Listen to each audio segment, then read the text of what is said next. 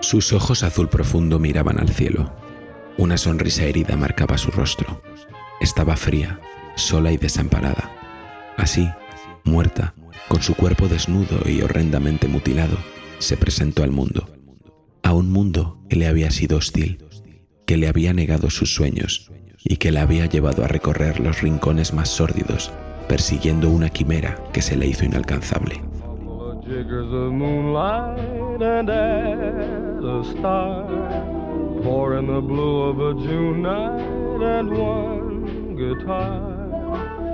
Elizabeth Short tenía 22 años y un solo deseo: convertirse en una estrella.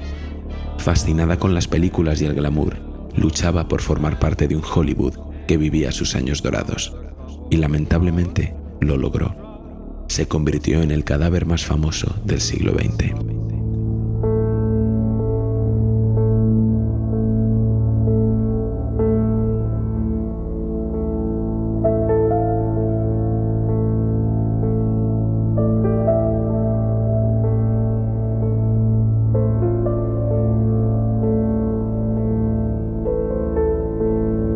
Elizabeth Short nació el 29 de julio de 1924 en un hogar acomodado de Hyde Park, Massachusetts.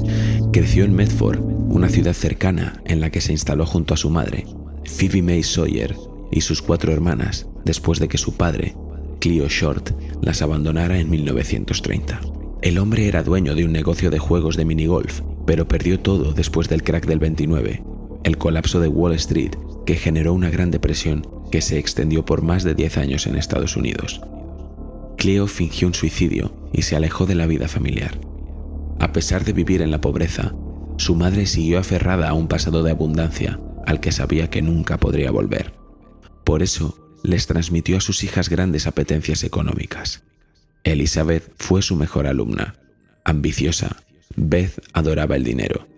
Así, seducida por las luces y el encanto de esas películas que veía en el cine desde niña, siempre deseó convertirse en una actriz conocida y millonaria.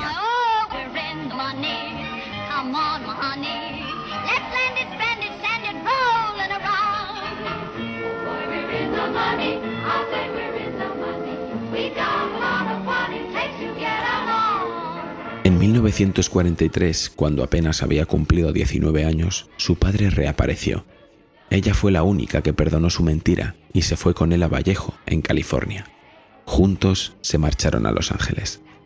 La convivencia no fue fácil. Pronto la joven se dio cuenta de que por parte de su padre solo había interés.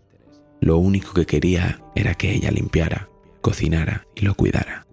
Nada más lejos de los anhelos de Elizabeth, que, en cuanto consiguió un trabajo de camarera, se fue a vivir a lo que hoy es la base de la Fuerza Espacial Vandenberg, cerca de Lompoc. En septiembre, pocos meses después, fue detenida por beber siendo menor de edad. Durante los 3 años siguientes, fue casi una nómada. Su vida osciló entre California, la casa de su madre, y Miami, un lugar que le resultaba familiar, ya que ahí pasaba los veranos cuando era niña.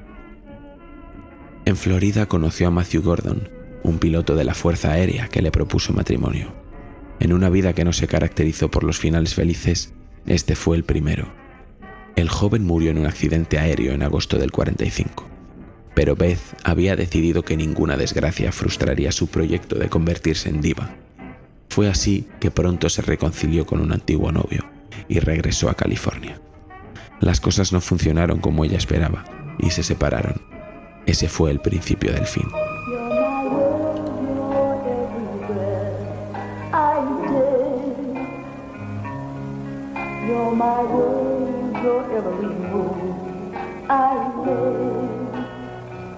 Apostó el todo por el todo.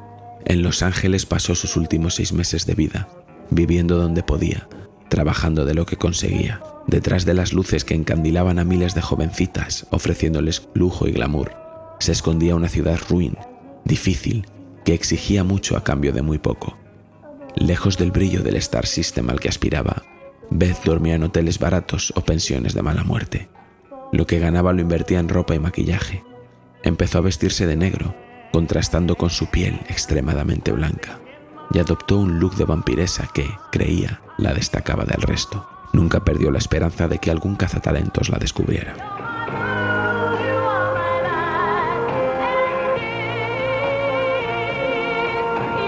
De día, camarera. De noche, recorría hoteles de lujo, bares de moda y clubs nocturnos, dejándose ver.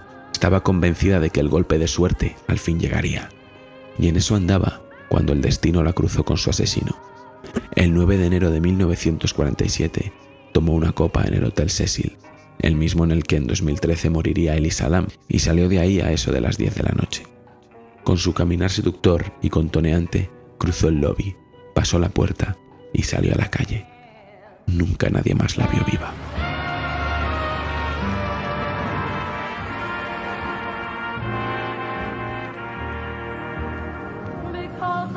El invierno se hacía sentir aquella mañana del 15 de enero de 1947. Eran las 8:40. Betty Bessinger caminaba junto a su pequeña hija por Leimert Park, un distrito del sur de Los Ángeles, cuando en un descampado de la avenida Norton, entre las calles Coliseum y West, creyó haber encontrado un maniquí desarmado.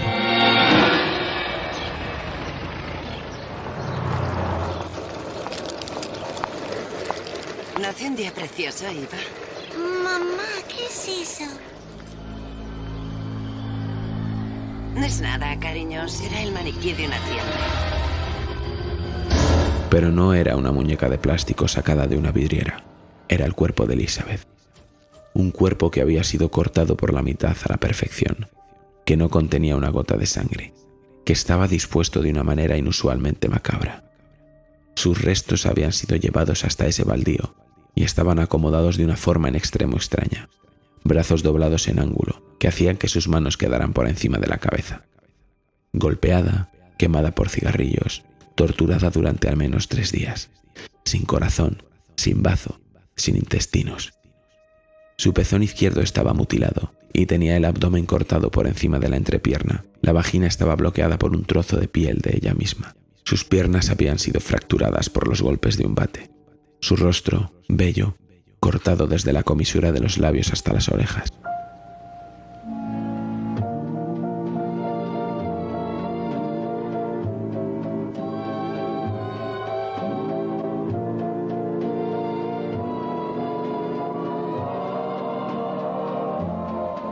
¿Cómo llegó hasta allí? ¿Quién hizo esos cortes tan perfectos y espantosos? ¿Por qué fue ella la elegida? Preguntas que aún hoy, 74 años después, siguen sin respuesta. Hubo muchos sospechosos, muchas teorías, pero el asesinato de la Dalia Negra nunca se resolvió. El caso dejó al descubierto el costado más oscuro de la sociedad norteamericana de posguerra. Fascinó a la prensa amarilla, reveló un sistema de corrupción del que nadie quedaba exento y generó un morbo pocas veces visto. Una historia de belleza, fama, ambición y muerte.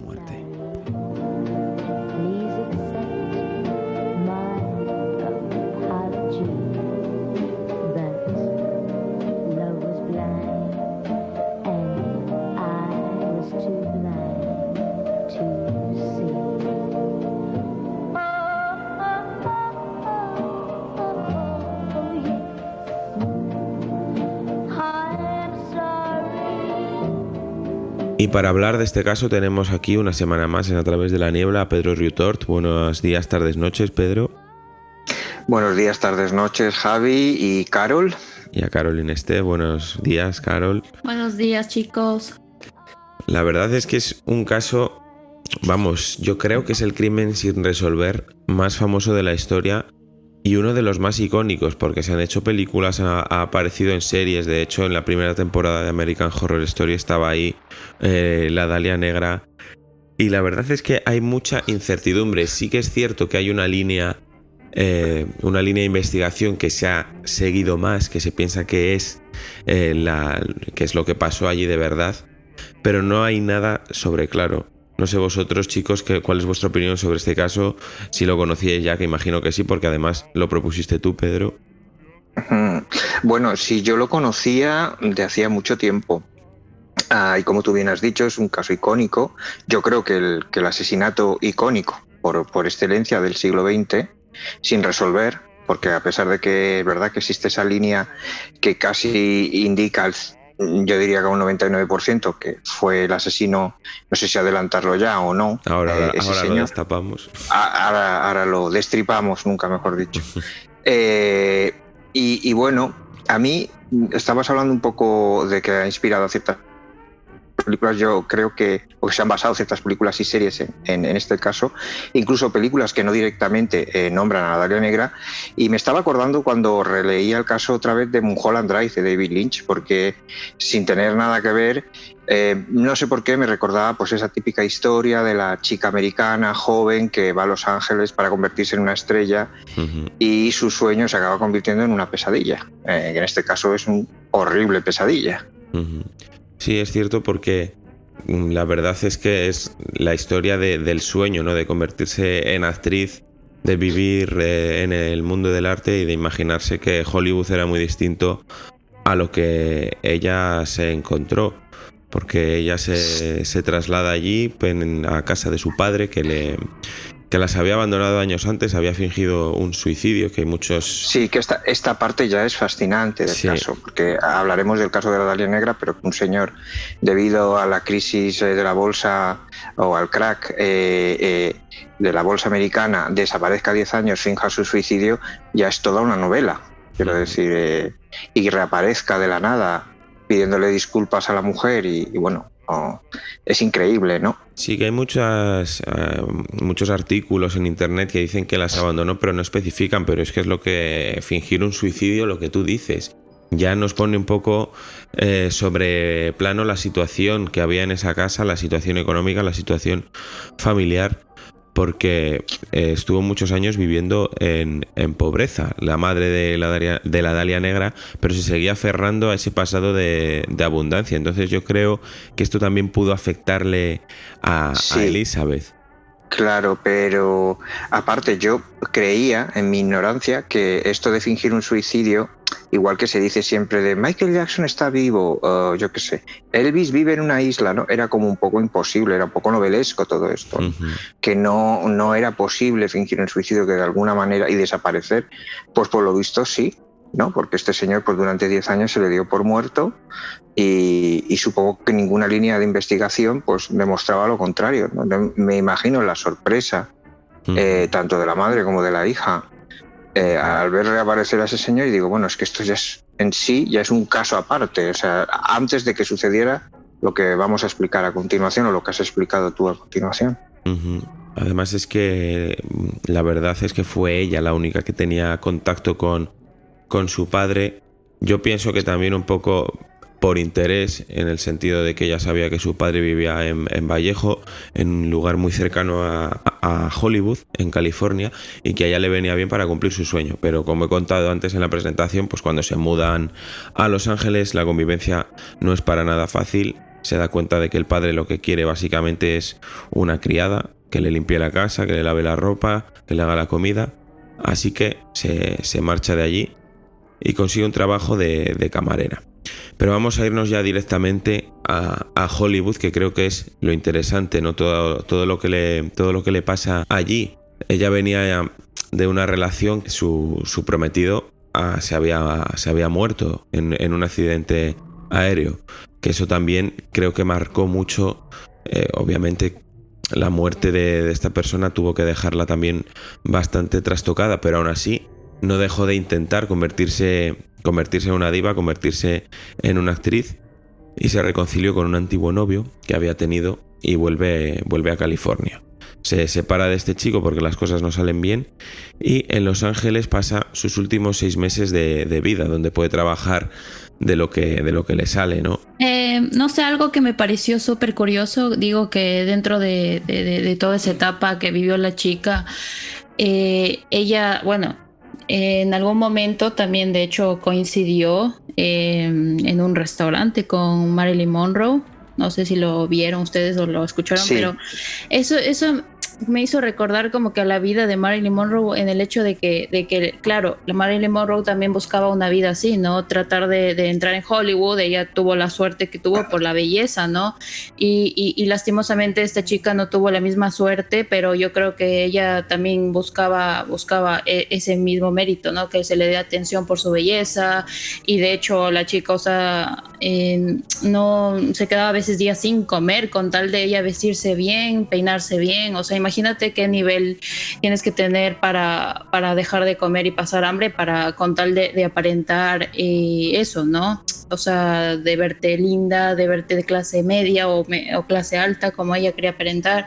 Y a mí sí me parece un poco triste, ¿no? Porque igual me recuerda, como digo, al caso de Marilyn, porque ella a la final era algo tan psicológico, tan mediático, ¿no? En ese momento como que era lo más famoso estar ahí en Hollywood, lo más grande, y verte desde ese punto de vista a ti misma de que no puedes lograr eso. Entonces también es como que algo que a la chica le afectó, le arrastró, y por eso ella no tenía un lugar donde vivir, ¿no? Un lugar donde estabilizarse. Entonces eso es difícil, o sea, a la edad que tenía tan jovencita, 19, 20, 21, toda esa etapa que vivió.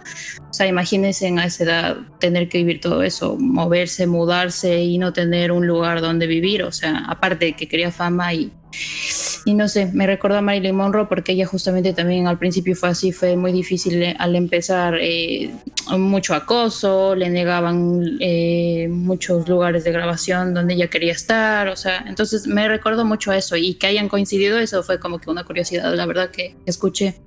Sí. Yo quisiera añadir antes de las hipótesis que me parece un caso especialmente inspirador, porque creo que la Dalia Negra es un poco, hay muchísimas, miles de Dalias negras que han quedado por el camino en ese lugar de los sueños, ¿no? Que es Hollywood, y de las pesadillas también. Y quisiera hacer hincapié un poquito en que es muy curioso lo que comenta Carol de que coincidió con Marilyn Monroe. Es muy curioso para mí, por lo menos, o me llama mucho la atención, de que adoptara esas vestimentas negras, porque se le llama la Dalia Negra en referencia a una película que era la Dalia Azul, que también en la película moría la chica, ¿no? Pero ella adoptó como ese rol de un poquito gótico, para llamarlo entre comillas, como para destacar con su tez blanca. Y finalmente, aunque parezca, no sé cómo decirlo, irónico o incluso cruel, acabó siendo una diva de lo siniestro, ¿no? De lo macabro, convirtiéndose un poco en ese personaje de vestimenta negra, tez blanca. Y además, lo que más me llama la atención, que aquí no estoy del todo curtido, pero he leído ciertos artículos, en ese Hollywood lleno porque estaba plagado de orgías sexuales. O sea, nosotros, hay libros que hacen referencia a esto, como Hollywood Babilonia y tal, las famosas orgías que hacía Rodolfo Valentino, bueno, cientos de actores, no solo él, sino las sex party, que parece la gente de mi edad, a lo mejor alguna por desconocimiento pensará que eso es algo muy de los últimos 30 o 20 años. Pues no, en el Hollywood de los años 20, 30, 40 había grandes fiestas donde había desde opio, sexo desenfrenado, orgías, y yo creo que entronca un poco con una de las teorías, o la teoría más fiable, que luego explicaremos, que bueno, me parece, no sé cómo resumirlo, pero me parece como el denominador, digamos, o el exponente máximo de esa parte tan oscura que tiene Hollywood. Sí, porque la verdad es lo que tú dices, que nos ha llegado una imagen a día de hoy muy cándida de Hollywood, de cómo era ello, pero yo, después de leer la autobiografía de Bette Davis, después de ver documentales y después de muchas cosas, te das cuenta de que lo que había ahí para nada es esa versión que nos ha llegado, esa versión edulcorada.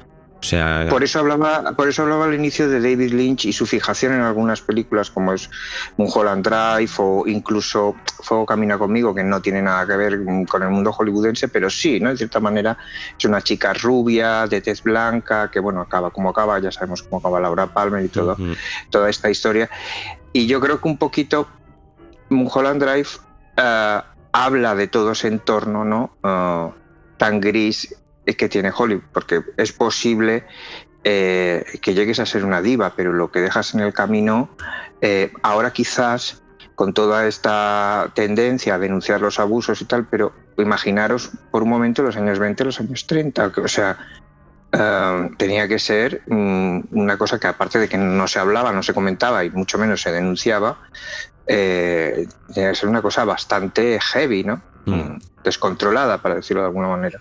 Sí, esto se contó, vamos, muy livianamente, porque al final es una serie de Netflix, pero en Hollywood, la serie aquella de Ryan Murphy, pero ahora en la película esta Babylon también se hace esa representación muy fidedigna de lo que era el Hollywood de aquella época. Yo la recomiendo a la gente si no la ha visto alguien. Pero bueno, volviendo al caso de Elizabeth Short, de la Dalia Negra, vamos a comentar la aparición de su cuerpo, que ya ha quedado en el imaginario colectivo, las imágenes del cadáver de la Dalia Negra, por la monstruosidad de las mismas, ¿no? La encuentran la mañana del 15 de enero del año 47, una señora que iba caminando con su hija. En un principio pensó que era un maniquí desarmado que habían tirado por allí, pero cuando se acerca se da cuenta de que no era para nada una muñeca de plástico, sino que era el cuerpo de Elizabeth. Estaba cortado por la mitad a la perfección, no tenía una gota de sangre, dispuesto de una manera totalmente macabra. Los restos habían sido llevados hasta una explanada y estaban acomodados en una forma muy extraña, con los brazos doblados en ángulo que hacían que las manos quedasen por encima de la cabeza. Estaba golpeada, quemada con cigarrillos, había sido torturada según la autopsia durante más de 3 días, no presentaba ningún órgano, le habían mutilado el pezón izquierdo, el abdomen cortado, la vagina estaba bloqueada por un trozo de piel que le habían quitado, las piernas habían sido fracturadas por golpes de bate, y lo más icónico, lo que más llama la atención y con lo que más nos hemos quedado, es como en su rostro se le había dibujado la llamada sonrisa de Glasgow, ¿no? Que es un corte que va desde la comisura de los labios hasta las orejas. Ya la brutalidad, exacto, ya la brutalidad del asesinato es mayúscula, es una cosa tremendamente espantosa. Sí, desde luego debió ser una estampa pues inolvidable, ¿no? Que es lo que ha quedado en ese colectivo, no sé, universal, ¿no? De la Dalia Negra, que es lo que decía yo un poco, que al final parece ser que se convirtió, me sabe mal decirlo así, pero en una diva de lo macabro, de lo grotesco. Porque, vamos, yo he visto las fotografías y que además me han parecido para la época muy explícitas. Quizás es porque antiguamente había menos filtros, ¿no? Pero es tal cual tú lo has relatado. Yo el otro día las estaba viendo también por la mañana y hacía mucho tiempo que no veía estas fotografías, y la verdad es que me dejaron impactado, porque es que son tremendas. Son tremendas, sí. Y lo que tú dices es que no habría muchos filtros, ¿no? Porque la verdad que nos hayan llegado fotos, primeros planos, parece casi... también me sabe mal decirlo así, pero parece casi un maniquí de una película. Sí, yo creo que impresiona más lo aséptico de la fotografía, ¿no? Y esa sonrisa de Glasgow que tú decías, esa colocación que hace un poco referencia, o se dijo, que hacía referencia a un cuadro surrealista de un pintor que, por cierto, estaba relacionado con uno de los sospechosos, o el sospechoso en mayúsculas. Entonces, todo está envuelto en una atmósfera muy, muy, muy cargada, ¿no? Muy extraña, ¿no? Que apareciera ahí sin ningún tipo de pudor, en un sitio donde podía verse a pocos metros de una carretera, ¿no? Sin ningún tipo de, lo que digo, es que ni siquiera intentaron ocultar el cadáver. Es decir, pero una cosa, esta persona, bueno, la que le haya hecho esto, creo que ya vino planeando esto hace mucho tiempo, ¿no? Porque, o sea, me parece tan surrealista que haya pensado en la manera, en la posición, en quitarle una parte de su pecho, o sea, drenar la sangre y todo eso. A mí me parece como surrealista, porque como dicen, ¿no? Parece un maniquí, o sea, tal impresión da que parece un maniquí por la piel y todo, pero claro, esto ya lleva ya un tiempo. También dicen que estuvo, ¿no? 3 días ahí la chica sufriendo, quién sabe, ¿no? Si fueron 3, 4, no se sabe. pero bueno, a mí me parece súper surrealista y pienso que sí, que esa persona que le hizo eso, yo pienso que sí la tuvo espiando mucho tiempo, ya lo tuvo planeado y a mí no me gusta ver esas fotos, pero igual yo las vi porque hace mucho no la había visto, aún sigue en internet, pero la cara de la chica, imagínate con los ojos abiertos ahí y esa sonrisa me parece muy macabro y que se puede ver la maldad del ser humano. No sé, fatal eso. Sí. La verdad, hasta me pareció o sea, como que me recordó al caso de este asesino de Zodiac, por cómo dejaba los cuerpos, o sea, más que todo por cómo dejaba los cuerpos, como que una similitud, aparte de que Zodiac dejaba marcas, ¿no?, en los cuerpos y todo, pero me recordó a ese caso. Obviamente el tiempo es mucho más después de Zodiac, ¿no? Pero no sé, me recordó al asesino este. Bueno, en el caso de Zodiac también luego aparecieron esas cartas a periódicos y esas pistas que no se sabe si fueron en falso o en real, y aquí también aparecieron diversas pistas que había dejado el asesino, se cree que intencionadamente, ¿no? Una huella de zapato hundida en la tierra, marcas de neumáticos de un coche y una bolsa de cemento con restos de agua ensangrentada. Lo único que hay 74 años después es que este caso dejó a la vista el lado más oscuro de la sociedad norteamericana de la época, ¿no? La prensa amarilla quedó fascinadísima, se hizo suyo el asesinato porque al final era muy jugoso el caramelo, la fábula de una inocente aspirante actriz que terminaba mal. Y era una época de portadas con títulos sensacionalistas, cuerpos cubiertos de sangre, y las fotos aparecían en cualquier lado sin ningún tipo de filtro. Ha llegado mucha leyenda hasta nuestros días de la Dalia Negra, porque la prensa inventó, porque la verdad es que no se sabe muy bien todos los antecedentes de esta mujer, pero era mucho más adictivo para las crónicas de la época el inventar una vida de alcohol, de juerga y de prostitución que nunca se llegó a comprobar, porque se le creó una historia de excesos que llegó hasta entorpecer la investigación. Tanto es así que la mayoría de la gente no sabe que esta mujer se llama Elizabeth Short. Se ha quedado con el nombre de la Dalia Negra, como decía bien Pedro, por la película La Dalia Azul, protagonizada por Veronica Lake, por la similitud entre el argumento y el hecho en sí mismo. Pero la investigación fue totalmente fallida desde el principio. Llegaron una catarata de denuncias, todo el mundo sabía algo, había un montón de testimonios, gente que se autoincriminaba como asesinos, y si no eran ellos conocían a alguien que lo había hecho. Se recibieron tantísimos datos falsos que lo único que hicieron fue eso, estancar la investigación y destinar al caso a que no pudiese resolverse. Uno de los primeros sospechosos fue Mark Hansen, el dueño del club de noche al que ella solía ir. La había visto el 8 de enero, habían hablado por teléfono al día siguiente, él y su novia eran amigos de Elizabeth, e incluso la habían alojado en su casa varias veces cuando ella no tenía dinero para pagar una habitación de hotel. Este chico admitió que había intentado tener sexo con la joven, pero que no había tenido éxito. Todos los hombres y todos esos nombres que figuraban en la agenda de este hombre habían sido investigados, y se descubrió que tan solo 3 se habían acostado con ella. El último fue Robert Manley, un chico de 25 años que estaba casado. Este le dijo a la policía que se había encontrado con Elizabeth caminando el 8 de enero y que como no tenía dónde ir a dormir, la llevó a un motel.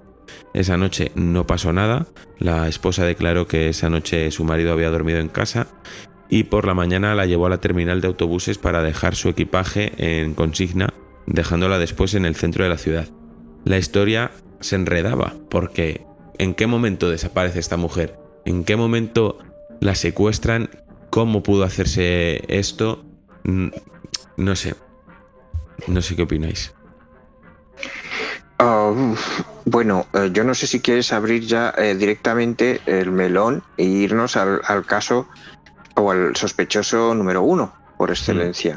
Sí, que es... pero antes de irnos ahí, simplemente comentar esto, que hubo 22 sospechosos, 250 agentes de policía trabajando en la investigación, llegaron a investigar incluso al padre y por allí circularon versiones hasta en las que se involucraba a Orson Welles y a Man Ray, que aportaron pues muchísima confusión.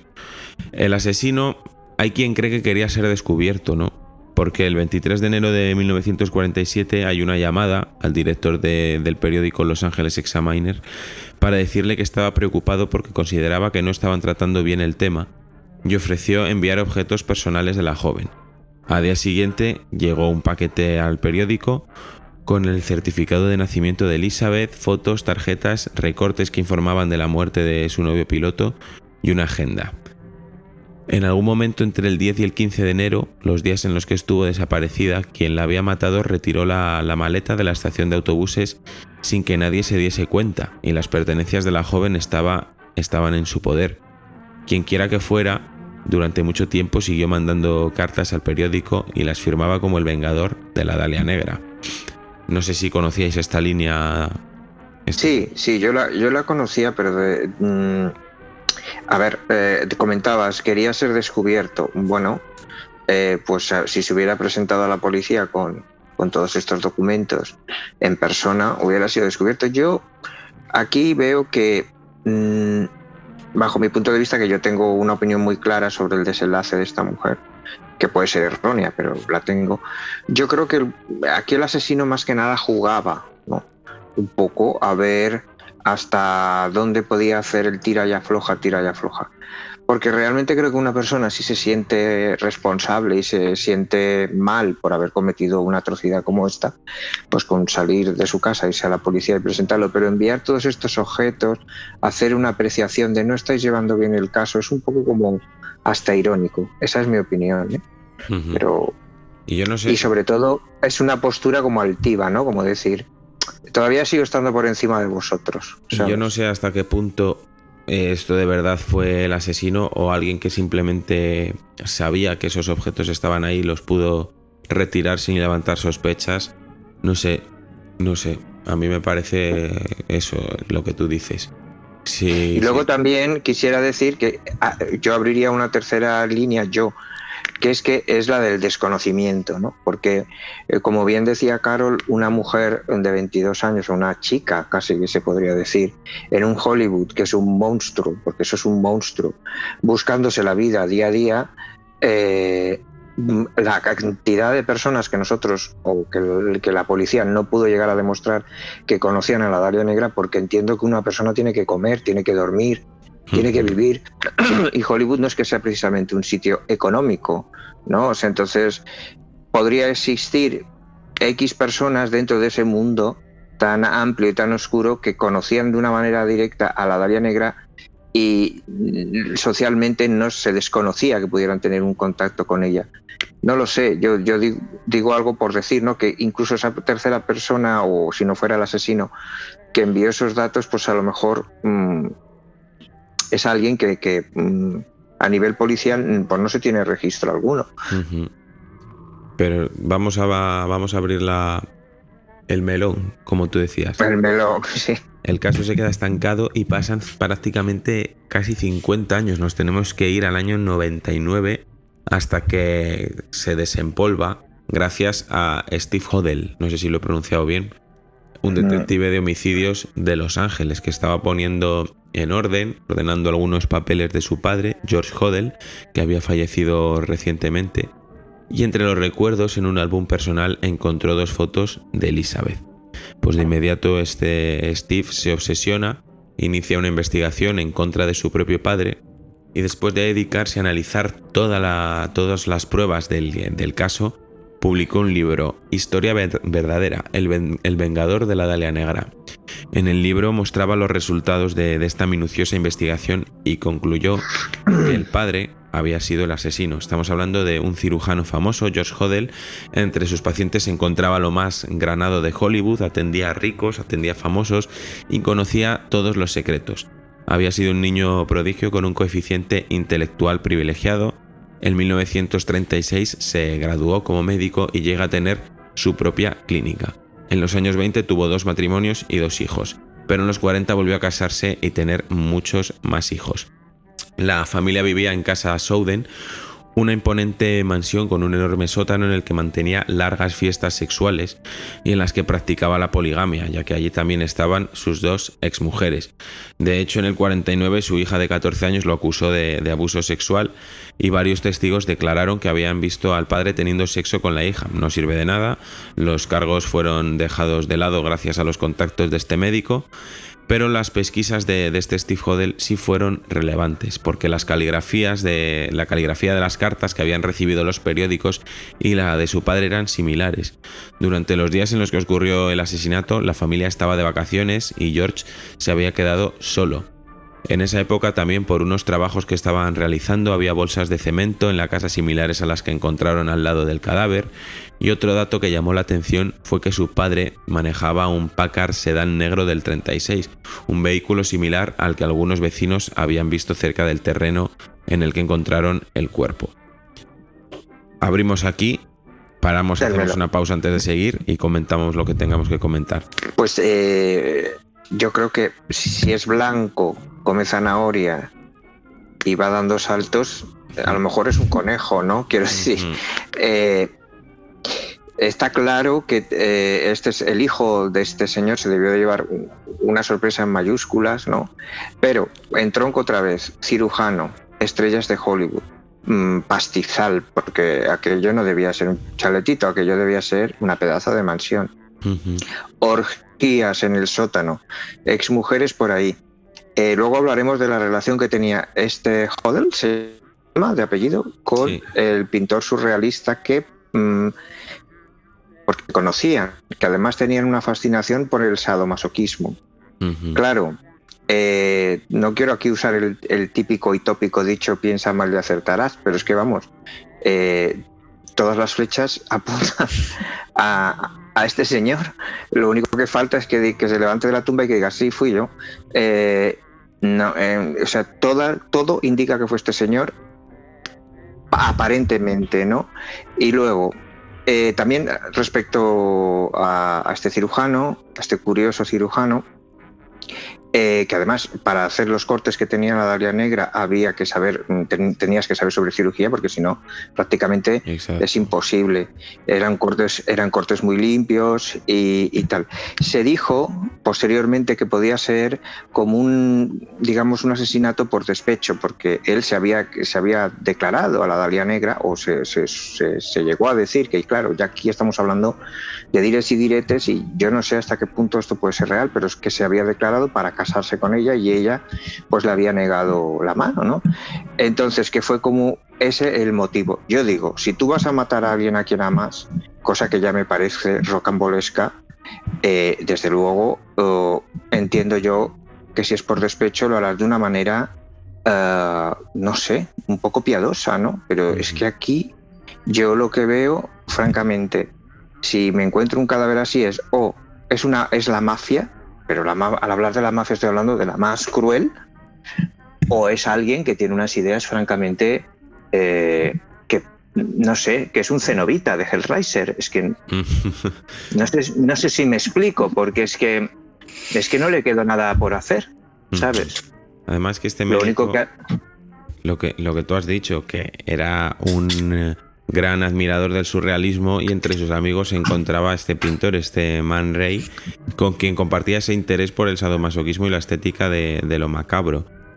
De hecho, la posición en la que se encontró el cuerpo de la Dalia Negra recordaba muchísimo a un cuadro de Man Ray, a El Minotauro. Exacto. Y que también pudo ser la inspiración, quién sabe lo que pasó ahí detrás. Un tiempo después, además, Steve López, un periodista de Los Ángeles, tuvo acceso a información clasificada sobre el crimen, en la que se confirmaba que este Hodel había sido uno de los 6 sospechosos que habían estado bajo vigilancia. La transcripción de una de las escuchas que le realizaron decía, y cito textualmente: «Date cuenta de que no había nada que pudiese hacer. Puse una almohada sobre su cabeza y la tapé con una sábana. Conseguí un taxi. Murió a las 12:59. Pensaron que había algo extraño. Bueno, ahora pueden haberlo descubierto. La maté. Suponiendo que matase a la Dalia Negra, no pueden demostrarlo ya. Ya no pueden hablar con mi secretaria porque está muerta». Esto es lo que se escuchó. Es lo que yo creo que dices tú, Pedro, es que blanco y en botella, solo falta eso, tener la declaración firmada por esta persona. Sí, yo creo, por eso hablaba de que yo creo que es un caso que ha permanecido de moda, para decirlo de alguna manera, durante tantas décadas, es porque el post, quiero decir, lo que pasa después del asesinato es igual de fascinante. O sea, que un hijo descubra en un diario 2 fotografías, empieza a estirar de un hilo y diga, pero bueno, vamos a ver, ¿quién era mi padre? Mi padre era, aparte de un sexoadicto desbocado, que era un monstruo, ¿no? O sea, parece ser que todo indica que tu padre, tu progenitor, es una bestia desaforada, vamos. Y es fascinante, ¿no? Es que no me quiero hacer repetitivo, pero el inicio de esta mujer, la desaparición del padre que finge, vaya vida más completa, ¿no? Vaya 22 años más repletos de... Yo creo una cosa, yo creo que ese señor, o sea, ese George Hodel, quiso hacerlo por un gusto nada más, ya por un gusto de sí, ese surrealismo, ese interés artístico. Dijo, a ver, yo, porque se decía, ¿no? Que él quería que esta persona que bueno, que ahora podemos decir George Hodel, que creemos que fue, ¿no? Los tres estamos de acuerdo con eso. Pero que se decía que esta persona, o sea, quería marcar o dejar algo de su arte, ¿no? Como llamarlo así arte, si se puede decir así, arte surrealista. Y no sé, a mí sí me parece que no solo fue una persona, o sea, Hodel, sino que fueron varios. O sea, varios del grupo de esa secta, porque a mí me parece secta. Primero porque yo vi la casa como era. La casa era como un templo y dicen que ahí hacían hipnosis, orgías, de todo, ¿no? Como dijiste tú, Pedro, o sea, en ese mundo tan sucio, tan de Hollywood, estaba tan marcado todo esto. Entonces esta gente estaba manipulada por, o sea, las chicas más que todo, ¿no? Que se dejaban vender porque te llevo a cenar, porque te doy esto, solo porque querían un poco más de fama. Entonces, lamentablemente esta chica Elizabeth Short, o sea, que se haya topado con este ser oscuro, este ser que tenía mucho poder, porque claro, un cirujano tan famoso que dice que hasta hacía abortos y que estaba por debajo, ¿no? Ahí todo guardado, e incluso dicen que había hecho abortos a mujeres famosas. Eso no se sabe, pero es obvio, ¿no? Porque es claro que es un cirujano que sabe perfectamente cómo manejar esa situación. Y por debajo estaba igual la policía, que a lo mejor sabía todo, pero dijo, a ver, bueno, ¿quién era Elizabeth Short? Bueno, una chica más, ¿no? Una chica más y ya está, no era la gran cosa. Así que yo también creo que la policía, yo creo personalmente que la policía sabía, pero que ellos no hicieron nada porque esta era una secta y tenía un poder muy grande. Entonces ya no se resolvió así y me parece triste porque, claro, ahí podemos ver el poder que tiene la gente esta secta y de Hollywood. O sea, ahí se puede ver, y hasta ahora podemos ver que siguen saliendo cosas de abuso sexual, de orgías. Yo opino un poco como Carol, que no sé si llamarlo secta, pero sí, llamémoslo secta. Y yo creo que la clave está en ese sótano, ¿no? Que ahí se debían montar unas fiestas de muy padre y señor mío. Quizás yo creo que ellos debieran, claro, porque el sadomasoquismo tiene una parte fascinante, pero luego tiene una parte peligrosa, que es que el sadomasoquismo siempre pide un escalón más, o a mí por lo menos la estética siempre me ha parecido fascinante. Y bueno, quiero decir, dentro de una normalidad, entre comillas, pues uno puede practicar el sadomasoquismo consentido, evidentemente, pero claro, si el grado siempre es hacia arriba, porque la experiencia siempre pide más, ¿no?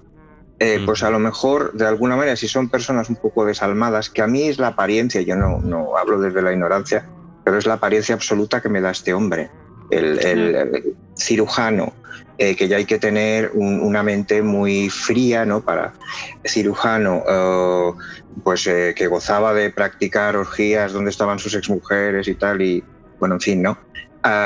Que le atraía al sadomasoquismo, amistades que estaban también atraídas, un artista que, bueno, X, ¿no? Que también está ahí metido. Yo lo que creo que, claro, en esa época conocemos la punta del iceberg, pero ese sótano debía haber cientos en Hollywood. Y a lo mejor, pues bueno, en una práctica que ellos querían experimentar algo superior, pues a lo mejor no lo sé, estoy hablando desde la hipótesis, esta chica pues no quería y pues cometieron todo tipo de actos atroces. Supongo que también debía haber drogas por ahí, imagino, porque igual que hoy se emplean drogas para las fiestas sexuales, pues antiguamente debía haber otras, pero se debían emplear. Hago cosas con hombres que no debería, pero soy una gran actriz y es frustrante. Solo pido una oportunidad. Todos necesitamos una persona que crea en nosotros y cada vez que voy a una audición creo que podría tratarse de él. Y me dejo llevar. ¿Sabe a qué me refiero? El punto de inflexión, para mí, si tú has practicado eso, ¿no? Y llegas a ese nivel tan alto que ya no hay vuelta atrás. Si no quieres desafiar a la sociedad, si no te consideras por encima, ocultas el cadáver. Quiero decir, en la parte para mí más, digamos, extraña es exhibes el cadáver y además lo exhibes recordando al cuadro de uno de los sospechosos X, ¿no? Y además en una zona donde es fácilmente, y luego encima te permites el lujo de enviar a la policía. Ahí es donde ya viene donde yo no veo el arrepentimiento por ningún lado, sino más bien que el juego sigue. O sea, el juego para ellos sigue.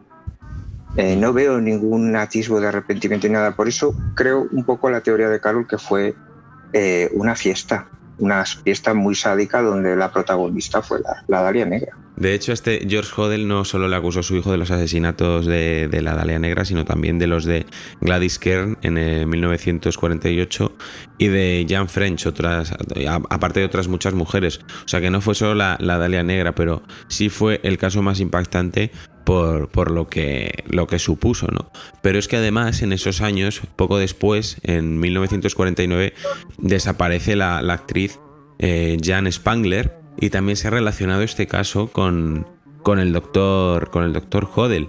Se piensa que pudo ser él.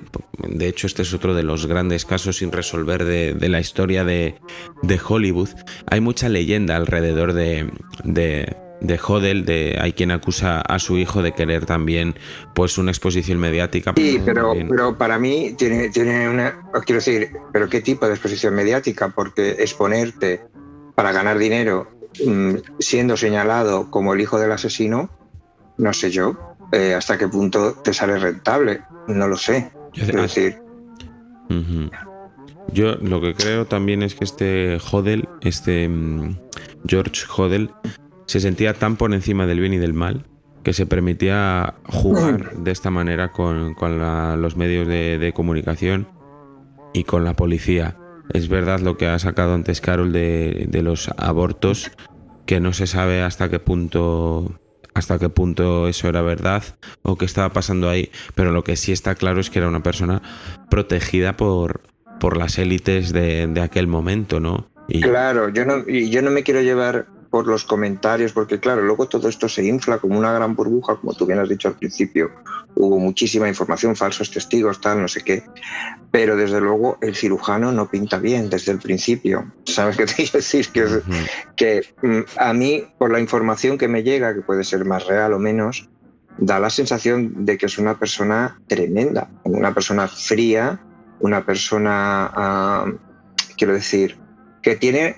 Si no es psicópata, tiene rasgos de psicopatía, que además la cirugía es un empeño, un trabajo donde los psicópatas pues suelen tener bastante buena mano, porque se necesita tener una templanza y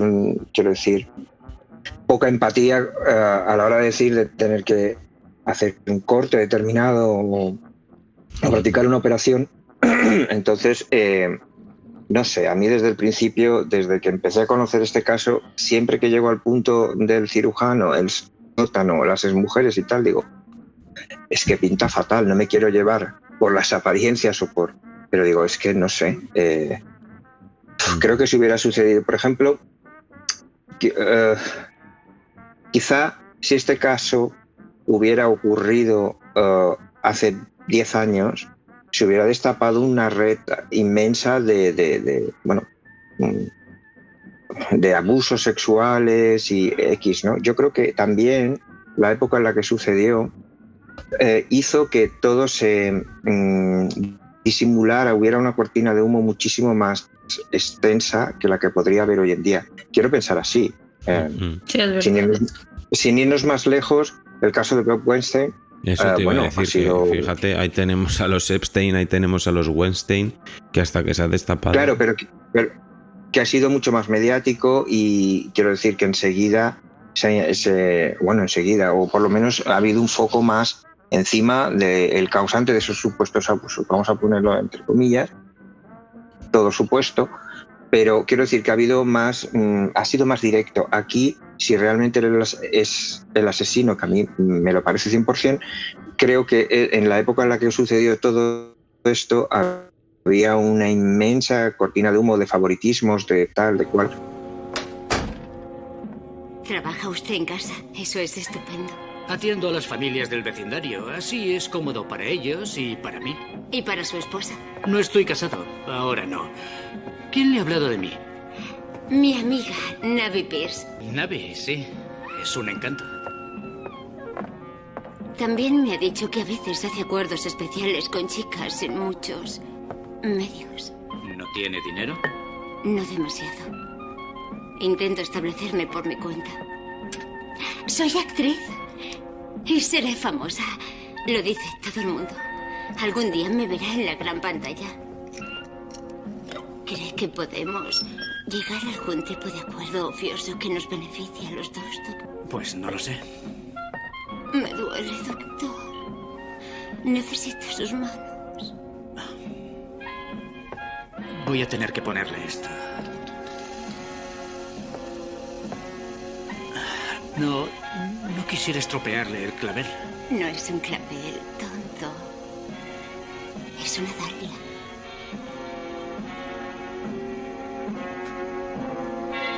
Bien, respire.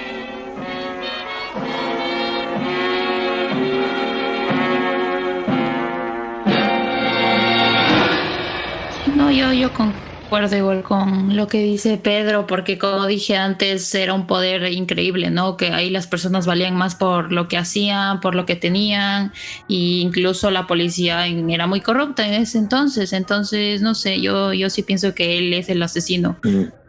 También tenía el consultorio cerca del Hotel Cecil, donde salió la chica la última vez de ese bar. Dicen que quedaba cerca su consultorio quedaba cerca. No sé si, Javi, tú lo leíste. Sí, pero quedaba tan cerca. Entonces esto ya lo tenía vigilado. Él ya lo tenía muy vigilado. Ya sabía a qué hora iba a salir, a qué hora esto. Entonces, pues lamentablemente cayó esta chica en manos del menos indicado y yo pienso que todo se tapó, la policía tapó y nadie habló, nadie quiso hablar. A lo mejor verdaderamente si era un señor que efectivamente organizaba ese tipo de fiestas, ese tipo de orgías por las que pasarían muchas mujeres, muchos hombres y muchas personas de las que luego los nombres jamás se conocerían porque habría sido un escándalo en el momento. Pudo ser también que a esta chica incluso hubiese llegado a formar parte antes de este tipo de cosas, hubiese aparecido allí en esa fiesta, encontró la muerte en esa fiesta o simplemente fue engañada, ¿no? Si era una persona que tenía unas dificultades económicas, quién sabe lo que pudo hacer este hombre. A lo mejor fue con él de propia voluntad allí y se encontró con el horror. Es que estamos hablando... Es que claro, por eso yo digo que la clave está en ese sótano, porque además tenemos, hoy en día las estrellas de Hollywood no son lo que eran en los años 20, 30, 40, quiero decir, ahí para muestras están películas como Sunset Boulevard, ¿no? Las estrellas del cine mudo, si eran estrellas, eran mundialmente conocidas y eran casi intocables, para decirlo de alguna manera, y la gente que vivía en ese Hollywood tan amurallado y tan... Yo creo que ahí había unos códigos y unas leyes inquebrantables, ¿no? Porque, claro, tú no podías decir, no, he estado en el sótano con, yo qué sé, Elizabeth o X, no voy a dar nombres, ¿no? No viene al caso, pero quiero decir que todo eso debía ser como un mejunje de secretismos y no lo sé, a lo mejor a mí se me va un poco la cabeza, ¿no? Pero me imagino que el Hollywood de aquellos años, de los años dorados, tenía que tener una parte oscura, ¿no? Lo siguiente, y que era muy difícil meterse ahí porque era gente con muchísimo poder y dinero. Y ya no solo las estrellas, que eran verdaderamente estrellas como Marilyn Monroe, sino también pues, gente que estaba muy bien posicionada como cirujanos, banqueros, gente de la bolsa, que manejaba miles y miles de dólares, ¿sabes? Entonces, no sé, yo creo que ahí está el mejunje, ¿no? En ese sótano. Sí, Ojalá hubiera un documento secreto, una cinta o algo que pudiera demostrar realmente lo que ocurrió. Y vamos, los abusos sexuales en Hollywood estaban a la orden del día en esa época y por desgracia, quién sabe lo que pasa siempre en estos lugares que, como decimos, como he dicho antes, no me quiero hacer pesado, pero nos ha llegado esa versión edulcorada de la ciudad de los sueños y lo que en verdad hay ahí es sí de sueños pero frustrados, porque anda que no hay historias. Claro, quien ha estado en Los Ángeles, no sé si habéis estado en Los Ángeles, yo he estado solamente 4 días, pues es un gran parque temático, quiero decir, tú vas por Sunset Boulevard y tal, pero de repente giras una esquina y te cambia la película completamente, porque hay que entender que Los Ángeles es una ciudad enorme, plana, muy plana, inmensa, y quiero decir, tiene un lado que tú lo percibes ese mundo dorado, digamos, plastificado, falso, para entenderlo de alguna manera, que a mí me fascina, pero al mismo tiempo intuyes, si estás ahí, que hay un lado muy chungo, muy chungo. De hecho, yo estando en el hotel, se me ocurrió irme caminando a un Starbucks y el señor del hotel, que era un chico muy majo, y me dijo, ¿pero dónde va, señorito? Y yo, por un café, y me dice, no, pero tiene que coger el coche, no puede ir caminando. Él le parecía como una ofensa, que no una ofensa, sino un peligro enorme, ¿no? Y yo me fui caminando, volví caminando, no encontré a nadie, a lo mejor caminé 6 esquinas, pero cuando volví, mi compañero Brian, que es norteamericano, me dice, ¿pero qué has hecho? Y digo, pues nada, irme a por un café, y dice, ¿caminando? Y yo, me parecía extrañísimo, como decir, ¿sabes?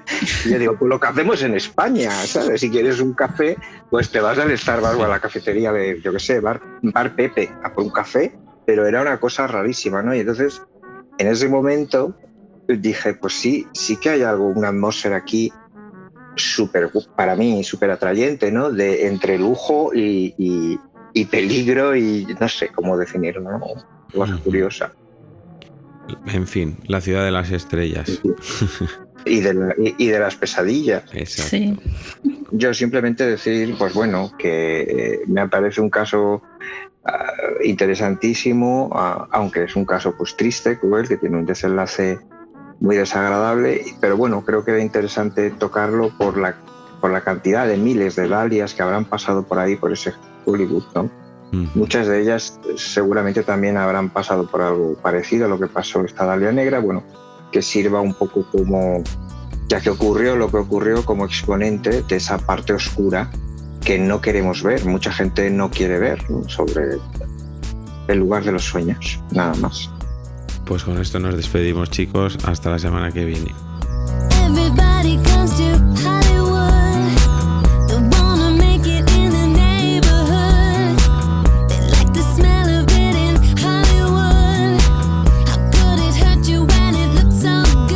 Shine your light now. This time it's got to be good. You get it right now, yeah. 'Cause you're in Hollywood. There's something in the air in Hollywood. The sun is shining like you knew it would. You're riding in your car in Hollywood. You got the top down and it feels so good. Everybody comes to Hollywood. They wanna make it in the neighborhood. They like the smell of